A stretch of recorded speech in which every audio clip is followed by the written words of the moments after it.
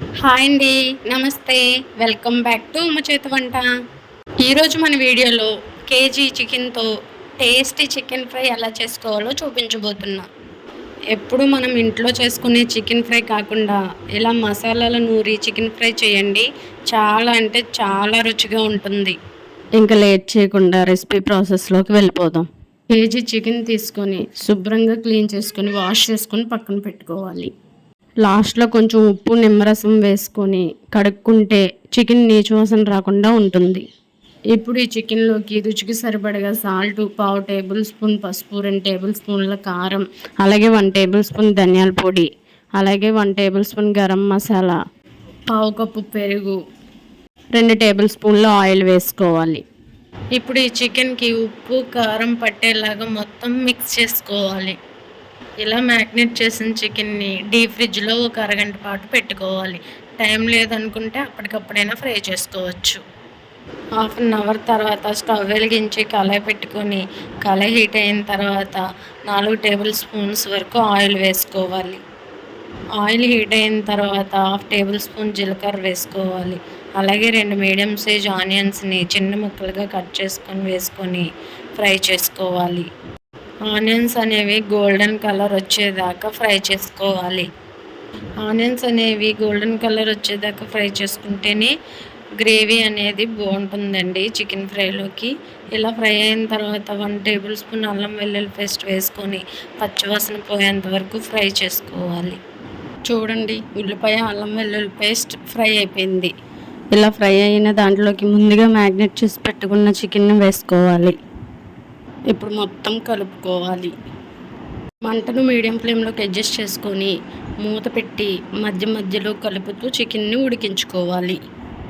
ఈ విధంగా చికెన్ని కలుపుతూ నూనెలో బాగా వేయించాలి. ఈ చికెన్ ఉడికేలోపు ఇందులోకి కావాల్సిన మసాలాని తయారు చేసుకుందాం.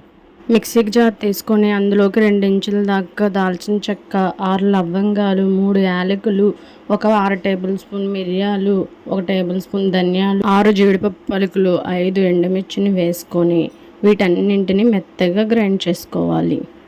మన చికెన్ ఫ్రైకి కావాల్సిన మసాలా పొడి రెడీ అయిపోయింది. ఈ పొడిని పక్కన పెట్టేసుకొని ఇప్పుడు చికెన్ చూద్దాం. ఇక్కడ ఆల్మోస్ట్ చికెన్ రెడీ అయిపోయిందండి. ఇంకా కొద్దిగా వాటర్ ఉన్నాయి అంతే. మీలో ఎవరైనా నా ఛానల్ని ఫస్ట్ టైం చూస్తున్నట్టయితే ప్లీజ్ సబ్స్క్రైబ్ చేసుకుని పక్కనే ఉన్న బెల్ ఐకన్ క్లిక్ చేసి ఆల్ అనే బటన్ క్లిక్ చేస్తే నేను ఎప్పుడు వీడియోస్ పెట్టినా మీకు నోటిఫికేషన్ వస్తుంది.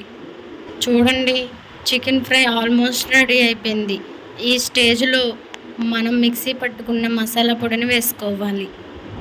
2 పచ్చిమిర్చిని చీలికలుగా కట్ చేసుకొని యాడ్ చేసుకోవాలి. అలాగే 2 రెమ్మల కరివేపాకు వేసుకొని మొత్తం ఒకసారి కలుపుకోవాలి.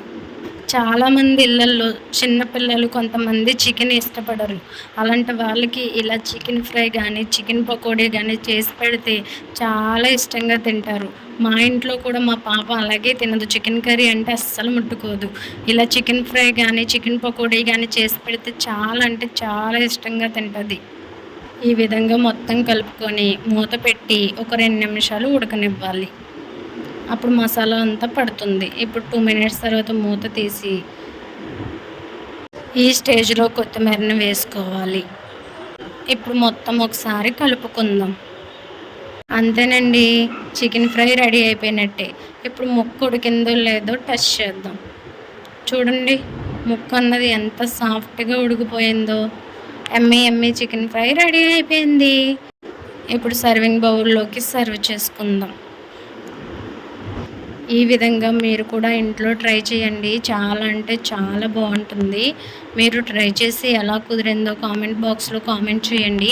మీకు ఈ వీడియో నచ్చినట్టయితే లైక్ చేసి మీ ఫ్రెండ్స్ అండ్ ఫ్యామిలీ మెంబర్స్కి షేర్ చేయండి.